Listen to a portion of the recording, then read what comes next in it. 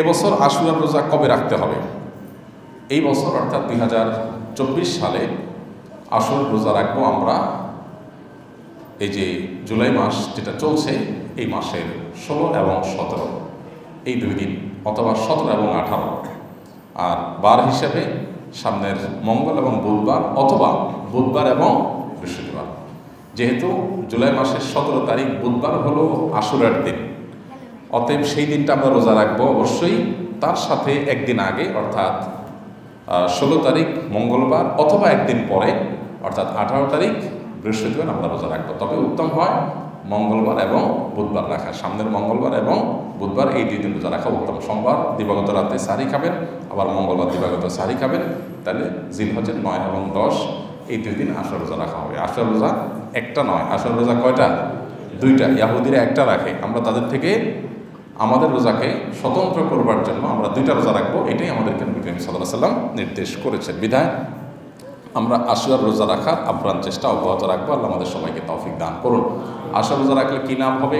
নবী করিম সাল্লাল্লাহু আলাইহি ওয়াসাল্লাম বলেছেন, সিয়ামু ইয়াউমি আশুরা আহতাসিবু আলাল্লাহি আন ইউকাফিরা সানাতাল্লাতী ক্বাবলাহা। আশুরার রোজা যদি কেউ রাখে তো আল্লাহর প্রতি আমার ধারণা হলো যে আল্লাহ তাআলা তাকে 1 বছর পূর্বের গুনাহ মাফ করে দিবেন। এই জন্য আশুরা রোজা রাখা আপ্রাণ চেষ্টা অব্যাহত রাখবো। নবী সাল্লাল্লাহু আলাইহি ওয়াসাল্লামের গুরুত্বপূর্ণ একটি সুন্নাহ, যেটা বছরে একবারই রাখার সুযোগ আসে। নারী পুরুষ সবাই প্রত্যেকে যার যার জায়গা থেকে আমরা রোজাটা রাখবো। মেয়েরা মাসিকের কারণে রাখতে না পারলে, তাদের যদি প্রতিজ্ঞা থাকে তারা সুস্থ থাকলে রাখতেন, এরকম যদি হয় তাহলে সেক্ষেত্রে আল্লাহ তাআলা তাদেরকে এমনিতেই সওয়াব দিবেন, তবে এটার কাজার কোনো সিস্টেম নেই। বর্তমান সমাজের প্রেক্ষাপটে চলমান সকল গুনাহের মধ্যে অন্যতম গুনাহের কাজ কোনটি হচ্ছে বলে আপনি মনে করেন, এবং এ থেকে পরিত্রাণের উপায় কী? পরিমাণ যদি সবচেয়ে বেশি হয় বলেন তাহলে বলবো চোখের গুনাহ। চোখ দিয়ে মানুষ সবচেয়ে বেশি গুনাহ এখন করছে, বিশেষ করে সোশ্যাল মিডিয়া ইত্যাদির কারণে। আর ভয়াবহতার বিচার যদি বলেন কোন অপরাধ ভয়াবহ অপরাধের মাত্রা আমাদের মধ্যে সবচেয়ে বেশি, তাহলে আমরা বলবো গুনাহের মধ্যে, কবিরা গুনাহের মধ্যে হারাম ভক্ষণ করা, মানুষের হক নষ্ট করা, এগুলো আমাদের মধ্যে সবচেয়ে বেশি। আমাদের সমাজে বিশেষ করে বেশিরভাগ মানুষই আলহামদুলিল্লাহ চুরি, ডাকাতি, মাদক সেবন, মানুষ হত্যা করা, এরকম বড় বড় মোটা দাগে কবিরা গুনাহগুলোতে লিপ্ত হয় না। তাহলে বেশিরভাগ মানুষ যেই কবিরা গুনাহে লিপ্ত হয় সেটা হলো নামাজি হয়েও মানুষের হক নষ্ট করছে। আপনি মসজিদে আসছেন, জুতা রেখে আসছেন, একজনের জুতার উপরে আপনার জুতাটা রেখে আসছেন, আপনার জুতা কাদা দিয়ে হেঁটে এসে তার জুতার উপর রেখে আসছেন, তার জুতাটাকে ময়লা করে দিয়েছেন, আপনি তার হক নষ্ট করেছেন। আমরা খেয়াল করি না হয়তো। রাস্তাঘাটে চলতে ফিরতে প্রতিবেশী, আত্মীয় স্বজন, কলিগ, সহকর্মী, সহযাত্রী, সহপাঠী, এমনকি মসজিদে এসেও দেখা যায় আমি পাশে মুসল্লির হক নষ্ট করছি, জোরে জোরে তেলাওয়াত করতেছি, ডিস্টার্ব হচ্ছে, এরকম নানাভাবে আমরা মানুষের হক নষ্ট করছি। আমরা লেবাসি পোশাকে ইসলামে বিশ্বাসী, আমরা আচার আচরণে বেশিরভাগ মুসলমানরা ইসলামে বিশ্বাসী না। এই অপরাধটা, মানুষকে কষ্ট দেওয়া, মানুষের হক নষ্ট করা এবং উপার্জনের ক্ষেত্রে হালাল হারাম বিবেচনা না করা, এই অপরাধটা আমাদের সমাজে ভয়াবহ অপরাধের মধ্যে মাত্রায় বা পরিমাণে সবচাইতে বেশি। বাঁচার উপায় কি? বাঁচার উপায় খুবই সিম্পল। এগুলো থেকে বাঁচার জন্য সংকল্প করা, এগুলোর ভয়াবহতাটা বোঝার চেষ্টা করা, যে আমরা যত নেকামল করি না কেন, মানুষের হক নষ্ট করলে, মানুষকে কষ্ট দিলে আল্লাহর কাছে ওই নেকামলের কোনো মূল্য, ভ্যালু থাকবে না। এটা আমাদের পরিষ্কারভাবে জানতে হবে এবং ক্লিয়ার করতে হবে। আল্লাহ তাআলা আমাদেরকে বোঝার তৌফিক দান করুন।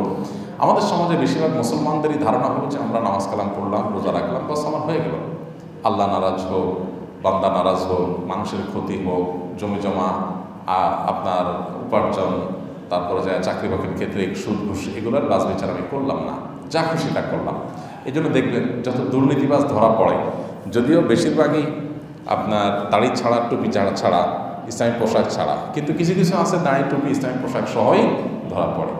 আবার তাদের দেখা যায় হজ করে, উমরা করে, তাদের কোনো ছবি সোশ্যাল মিডিয়াতে আপনার ছড়িয়ে পড়ে।